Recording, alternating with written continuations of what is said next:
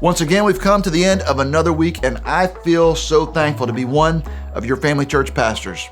You really are Jesus people who've displayed a bold faith and pressed forward during this pandemic. Our Family Church team, our volunteers, and all of our people have been so faithful. We're seeing more people than ever watch us online and engage with us. You guys took the survey, and our survey results are in, and we learned a lot about you. We discovered that when we return, handshakes are going to be out, but hand sanitizer is going to be in. 80% of you are ready to return. 50% will return immediately once limitations on public gatherings are lifted.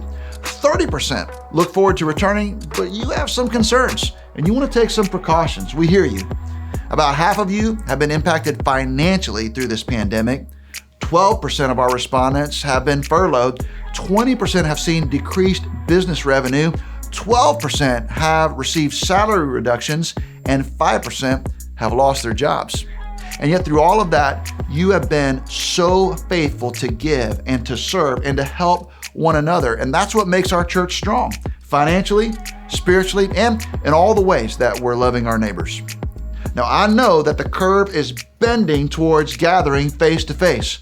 We're taking all of this information into consideration as we plan to reopen our buildings and our kids ministries later this summer. When we do open, we want to make sure it feels like family. I don't think we're missing great music because we're getting that every Sunday already. I don't think we're missing Bible teaching because we're getting that every Sunday online. I do think we miss seeing each other. I know I miss seeing you. I promise you that I will keep you updated as our plans solidify. In the meantime, Family Church at Home goes live this Sunday at 9, 10:30, 12:30, and 5. We're continuing our series through the book of Judges called True Grit, and this week we're going to look at two women who showed true grit. God called these two women. Their names are Deborah and Jael. He called them to step up when everyone else stepped back. We're going to see how God's hand is always at work and God's heart is always for justice. We have a lot to learn from God's word right now when it comes to depending on God to do what only He can do. Of course, we want to try to make a difference with our voices and our votes and our presence and our prayers. And we want to continue to pray that God's will be done on earth as it is in heaven while we wait for the day when Jesus returns to make everything that's wrong in this world right.